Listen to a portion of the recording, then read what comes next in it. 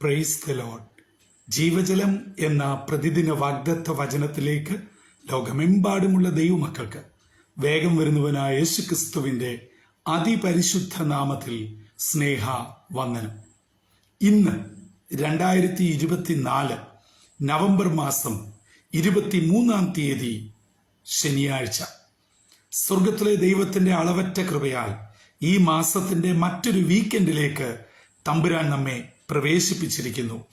ഓരോ ദിനവും നാം ഏവരും അനുഭവിക്കുന്ന നന്മകൾക്കും ദാനങ്ങൾക്കും ദൈവിക കരുതലിനും സ്തുതി സ്തോത്രങ്ങൾ അർപ്പിച്ചുകൊണ്ട് ഇന്നത്തെ വാഗ്ദത്ത വചനത്തിനായി കാതോർക്കാം.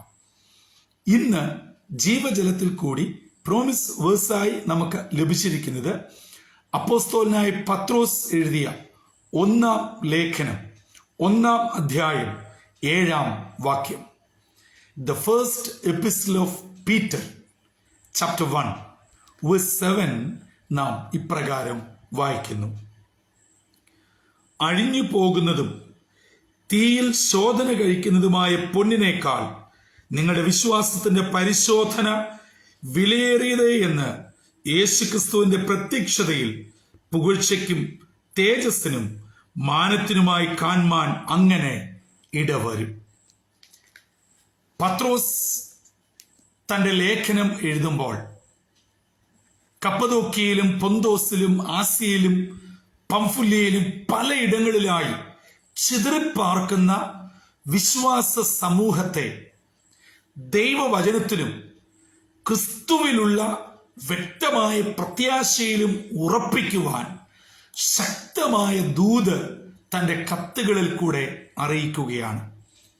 അവരോട് പറയുകയാണ്, നിങ്ങളെ ക്രിസ്തുവേശുവിലുള്ള വിശ്വാസത്തിൽ കൂടെ ഒരു പ്രത്യേക കാര്യത്തിനായി വീണ്ടും ജനിപ്പിച്ചിരിക്കുന്നു.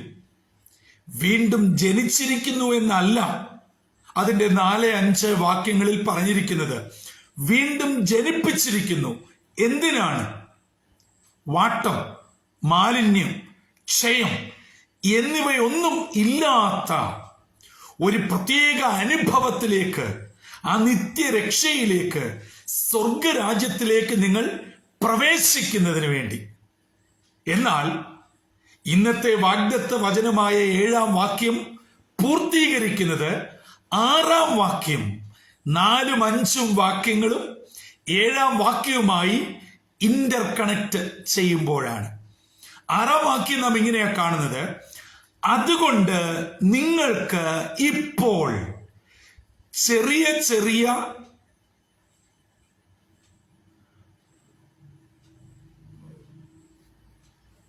ചെറിയ വിഷമങ്ങൾ, പ്രയാസങ്ങൾ, ബുദ്ധിമുട്ടുകൾ, വേദനകൾ, പരീക്ഷകൾ നേരിടും. അതിൽ നിങ്ങൾ അല്പം ദുഃഖിക്കുന്നുമുണ്ട്. എന്നിട്ടാണ് 7-ാം വാക്യം വ്യക്തമാക്കി പറയുന്നു, അല്ല, നിങ്ങൾ തീയിൽ ശോധന കഴിക്കുന്നതും അഴിഞ്ഞു പോകുന്നതിനേക്കാളുമുള്ള പൊന്നിനേക്കാൾ നിങ്ങളുടെ വിശ്വാസത്തിന്റെ പരിശോധന വിലയേറിയതാണ്. എന്ന് പറഞ്ഞാൽ, ഇന്ന് നാം ഭൂമിയിൽ ജീവിക്കുമ്പോൾ നമ്മുടെ മനുഷ്യായുസ് വേദോസ്ത പ്രകാരം 70 ഏറെയായാൽ 80, അല്ലെങ്കിൽ മുൻപോട്ട് എത്രയാണെങ്കിലും ഈ ഒരു ബ്രാക്കറ്റ് കാലയളവിൽ നാം കടന്നു പോകുന്ന അവസ്ഥകൾ, വിവിധ പരീക്ഷകൾ, പ്രശ്നങ്ങൾ, ഇവ നാം തരണം ചെയ്തേ മതിയാവുകയുള്ളൂ.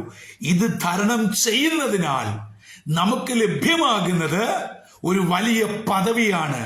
ഒരിക്കലും വാടാത്തത്, ഒരിക്കലും മങ്ങിപ്പോകാത്തത്, തേജസ്സിന്റെ നിത്യമായ അനുഭവത്തിലേക്ക് നമ്മെ വിളിച്ചിരിക്കുകയാണ്. അതുകൊണ്ട് ഇന്നത്തെ വാഗ്ദത്ത വചനമായ 7-ാം വാക്യം പൂർത്തീകരിക്കുന്നത് 3 മുതൽ 6 വരെയുള്ള വാക്യങ്ങൾ ചേർത്ത് 7-ാമത്തേതിൽ അതിന് വ്യക്തത കൊടുത്തിരിക്കുന്നു. അതുകൊണ്ട് ഈ വീക്കെൻഡ് ദിവസമായ ശനിയാഴ്ച അതിരാവിലെ ഇന്നത്തേക്കുള്ള വാഗ്ദത്ത വചനം കേട്ടുകൊണ്ടിരിക്കുന്ന എന്റെ പ്രിയ സഹോദരങ്ങളെ, മാതാപിതാക്കളെ, യുവജന സുഹൃത്തുക്കളെ, നിങ്ങൾ വിവിധങ്ങളായിട്ടുള്ള പരീക്ഷകൾ നേരിടുന്നതാണ്. അവരവർക്ക് അവരവരുടെ പരീക്ഷകൾ, പ്രശ്നങ്ങൾ, പ്രതികൂലങ്ങൾ വലുതാണ്. പക്ഷേ നമ്മൾ പിടിച്ചു വെച്ചിരിക്കുന്നത് മാത്രമല്ല പ്രശ്നങ്ങൾ. നമ്മുടെ ചുറ്റും നോക്കുമ്പോൾ നമ്മേക്കാൾ ഏതെല്ലാം വിധങ്ങളിൽ ഭാരത്തിലും പ്രയാസത്തിലും പ്രതികൂലത്തിൽ കൂടെ കടന്നു പോകുന്നവർ ഉണ്ട് എന്ന് ഓർക്കുമ്പോൾ നമ്മുടെ കഷ്ടങ്ങൾ, നമ്മുടെ പ്രശ്നങ്ങൾ ഒന്നുമില്ല എന്ന് തിരിച്ചറിയുവാൻ നമുക്ക് കഴിയും. നാം പലപ്പോഴും കണ്ണാടിയിൽ നമ്മുടെ മുഖം മാത്രമേ കാണുന്നുള്ളൂ, മറ്റുള്ളവരെ കാണുന്നില്ല, കാണാൻ ശ്രമിക്കുന്നില്ല. ആകയാൽ നമ്മുടെ ജീവിതത്തിൽ പ്രതികൂലങ്ങൾ എന്ന് പറഞ്ഞിരിക്കാതെ അതിനെ അതിജീവിക്കുമ്പോൾ ഈ ഭൂമിയിൽ നാം അതിജീവിച്ച എല്ലാ പ്രശ്നങ്ങൾക്കും പരീക്ഷകൾക്കും ഒരു പ്രതിഫലമുണ്ട്. ആ പ്രതിഫലം സ്വർഗീയ പരദീസയിൽ നമുക്ക് തമ്പുരാൻ ഒരുക്കി വെച്ചിരിക്കുകയാണ്. അതിന് ക്ഷയമില്ല, വാട്ടമില്ല, മാലിന്യമില്ല, ആർക്കും കവർന്നെടുക്കുവാൻ കഴിയുക ഇല്ല. ആകയാൽ ഇന്നത്തെ വാഗ്ദത്ത വചനം നമുക്കൊരു വലിയ ഉറപ്പ് നൽകുകയാണ്. ഇന്ന് നാം കടന്നു പോകുന്ന പ്രതികൂലങ്ങൾ പ്രാർത്ഥനയോടെ അതിജീവിക്കുമ്പോൾ നമുക്ക് ഒരു വലിയ വിടുതൽ ഉണ്ട് എന്ന് മറക്കരുത്. ഇത് പറയുമ്പോൾ ക്രൈസ്തവ ലോകത്തെ എപ്പോഴും വരുന്ന ഒരു തെറ്റിദ്ധാരണയുണ്ട്. എന്താണ് നാനാ പരീക്ഷകൾ? എന്താണ് പ്രശ്നങ്ങൾ? ഇവിടെ വേദപുസ്തകം നമ്മൾ ശരിക്ക് വായിച്ച് പഠിച്ച് മനസ്സിലാക്കണം. ഞാൻ വിചാരിക്കുന്നത് പരീക്ഷയും പ്രശ്നവും എന്ന് പറഞ്ഞാൽ എനിക്കുണ്ടായിരിക്കുന്ന രോഗം, സാമ്പത്തിക ബുദ്ധിമുട്ട്, ജോലിയിൽ നേരിടുന്ന പ്രശ്നങ്ങൾ, എന്റെ കുഞ്ഞുങ്ങൾക്ക് ഉണ്ടാകുന്ന ചില ബുദ്ധിമുട്ടുകൾ, ഭവനത്തിലെ പ്രിയപ്പെട്ടവരുടെ വേർപാടുകൾ, ഇങ്ങനെയുള്ള ദൈനംദിന ജീവിതത്തിന്റെ ചില അവസ്ഥകൾ ആണ്. എന്നാൽ അതല്ല പരീക്ഷ, അതല്ല നാം അതിജീവിക്കേണ്ടത്. ഇതൊന്നും പരീക്ഷയല്ല. ഇത് ഒരു മനുഷ്യനായി ഭൂമിയിൽ ആര് ജനിച്ചോ ആളിന്റെ അവസാന ശ്വാസം വരെ കടന്നു പോകേണ്ട ഓരോ പ്രക്രിയകൾ മാത്രമാണ്. ഇത് വിശ്വാസിക്കും അവിശ്വാസിക്കും, ക്രിസ്ത്യാനിക്കും അക്രൈസ്തവനും, എല്ലാ നാനാജാതി മതസ്ഥർക്കും ലോകമെമ്പാടുമുള്ള മനുഷ്യർക്കും വിധിക്കപ്പെട്ടിട്ടുള്ളതാണ്. അത് അതിജീവിച്ചേ പറ്റുകയുള്ളൂ. അതിനെ ഓർത്തും ചിന്തിച്ചും നാം ഭാരപ്പെട്ടാൽ അത് നമുക്ക് വേദപുസ്തകം നന്നായിട്ട് വായിക്കാത്തത് കൊണ്ടും പഠിക്കാത്തത് കൊണ്ടുമാണ്. ഇതൊന്നുമല്ല പരീക്ഷ, ഇതൊന്നുമല്ല വിവിധ പ്രശ്നങ്ങൾ. ഞാനും നിങ്ങളും വിശ്വാസത്തിന് വേണ്ടി എന്താണ് ചെയ്യുന്നത്? ഞാൻ ആമുഖമായി പറഞ്ഞു, ഈ ലേഖനം ആർക്കാണ്, എന്തിനാണ് എഴുതിയിരിക്കുന്നത്? വിശ്വാസത്തിന്റെ പരിശോധന ശക്തമായി നേരിട്ട് ദൈവജനം ചിതറേണ്ടതായിട്ട് വന്നു. ആ ചിതറിപ്പോയ ഇടങ്ങളിലും അവർ ദൈവത്തെ വ്യക്തിപരമായി, കുടുംബമായി, ചെറു കൂട്ടമായി ആരാധിക്കുകയാണ്. പ്രതികൂലത്തിൽ നിന്നുകൊണ്ട് ദൈവത്തെ ആരാധിക്കുകയാണ്. നമ്മുടെ അവസ്ഥ അതാണോ? സ്വാതന്ത്ര്യമുണ്ട്, വീട്ടിലുണ്ട്, നമ്മുടെ ഭാഷയിൽ മലയാളം ബൈബിളുണ്ട്. പക്ഷെ എന്നാലും നമുക്ക് വായിക്കാൻ സമയമില്ല, പ്രാർത്ഥിക്കാൻ സമയമില്ല, പാടാൻ സമയമില്ല, കൂട്ടായ്മയ്ക്ക് പോകാൻ സമയമില്ല, ആരാധനയ്ക്ക് പോകാൻ സമയമില്ല. കാരണം പ്രശ്നമാണ്. എവിടെയാണ് നമ്മുടെ അവസ്ഥ? എന്താണ് പരിശോധന? ഇത് നാം തിരിച്ചറിയുമ്പോൾ ഞാൻ നിങ്ങളെ കടന്നു പോകുന്നത് ഒന്നുമല്ല എന്ന് മനസ്സിലാക്കുവാൻ കഴിയും.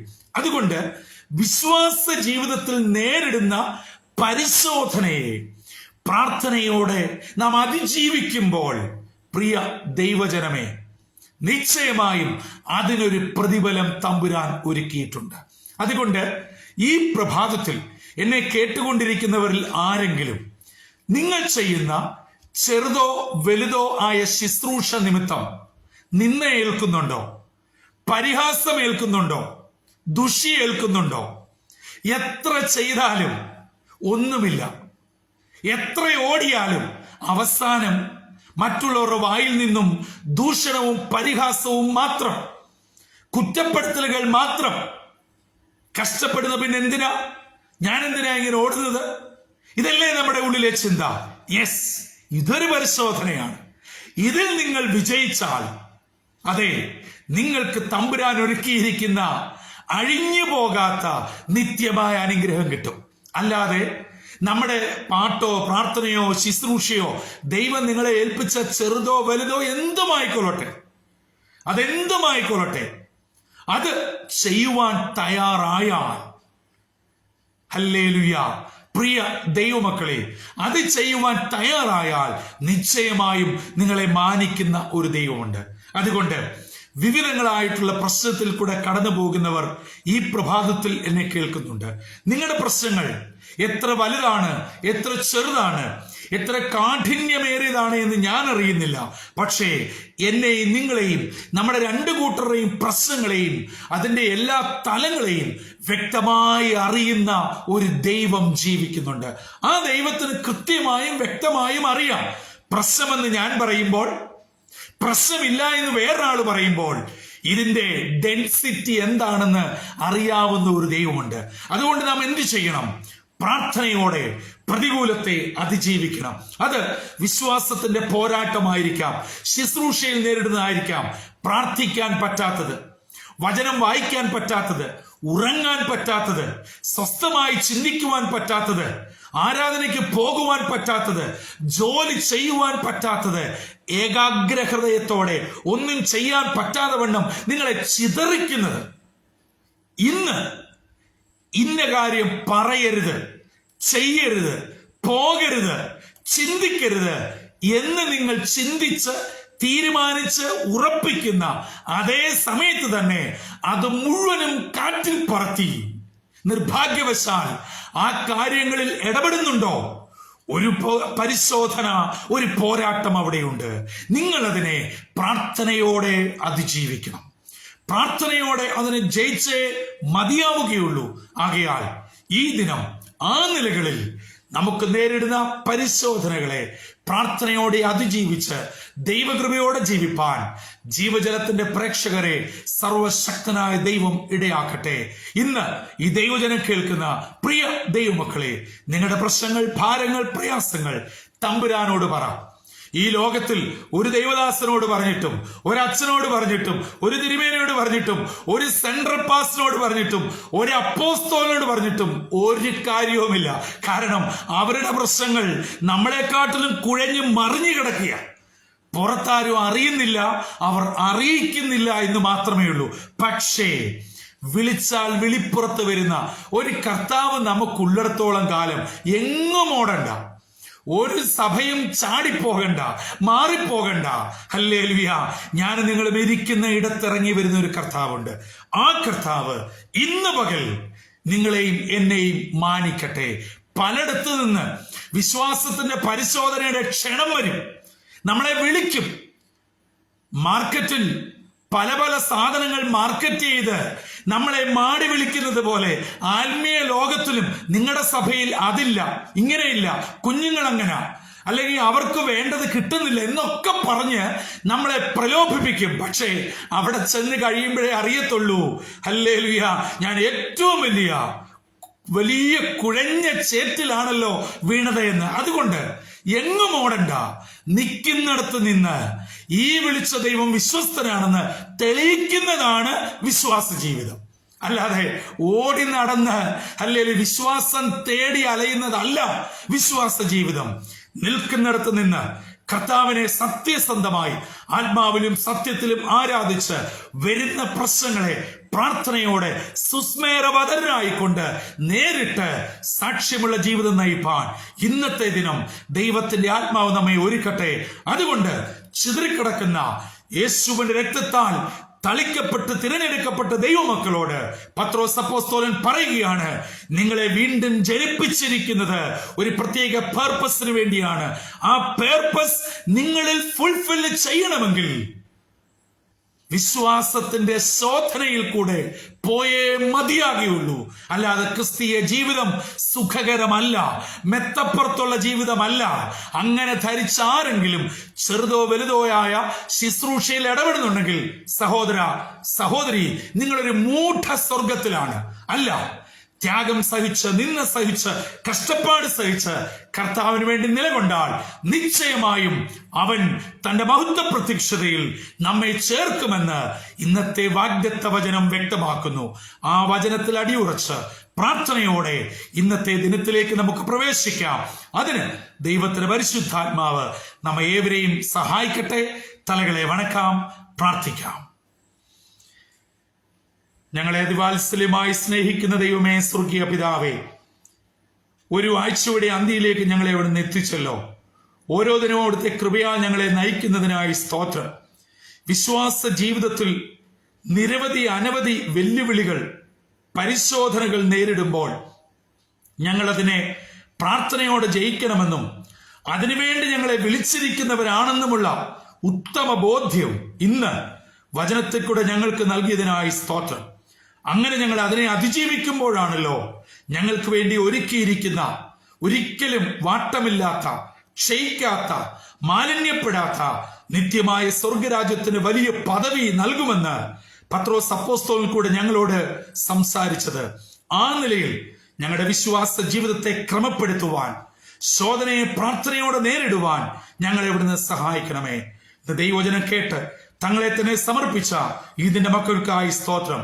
ദൈവകൃപയിൽ സൂക്ഷിക്കണം. എല്ലാ അനുഗ്രഹങ്ങളാലും സ്വർഗീയ നൽവരങ്ങളാലും നിറച്ച് കൃപയിൽ കാത്തു പരിപാലിക്കണമെന്ന് യേശുക്രിസ്തു മൂലം അപേക്ഷിക്കുന്നു. കൃപയോടെ കേൾക്കുമാറാകണമേ. ആമീൻ, ആമീൻ, ആമീൻ. പ്രിയ ദൈവമക്കളെ, ഇന്ന് നാം വചനത്തിൽ നിന്ന് കേട്ടതുപോലെ പ്രാർത്ഥനയോടെ നാം ഇറങ്ങിത്തിരിച്ചിരിക്കുന്ന ശുശ്രൂഷകൾ, വിശ്വാസ ജീവിതങ്ങൾ, ക്രിസ്തീയ കുടുംബ ജീവിതം, ആത്മീയ ജീവിതം, ശുശ്രൂഷ ജീവിതം വെല്ലുവിളി നേരിടുവാൻ തയ്യാറായിക്കൊണ്ട്, അതിനുള്ള ബാക്കപ്പ് എടുത്തുകൊണ്ട് പ്രാർത്ഥനയോടെ മുന്നേറുക. എന്തിനാണെന്നറിയാമോ? ഒരു വലിയ പ്രതിഫലം തമ്പുരാൻ നമുക്ക് വേണ്ടി ഒരുക്കിയിരിക്കുന്നു. ഇന്ന് വേദനയോടും സങ്കടത്തോടും എന്നെ കേൾക്കുന്നവരുണ്ട്. സ്വർഗീയ ആശ്വാസം നിങ്ങൾക്കയക്കട്ടെ, ദൈവകൃപയാൽ നിറയ്ക്കട്ടെ. അങ്ങനെ ഇന്നത്തെ ദിനം വിടുതലിന്റെയും അനുഗ്രഹത്തിന്റെയും നന്മയുടെയും ദിനമായി ദൈവകൃപയോടെ പരിപാലിക്കട്ടെ. കർത്തൃ ശുശ്രൂഷയിൽ നിങ്ങൾക്കൊപ്പം brother Santhosh Kodukulanji. God bless you all.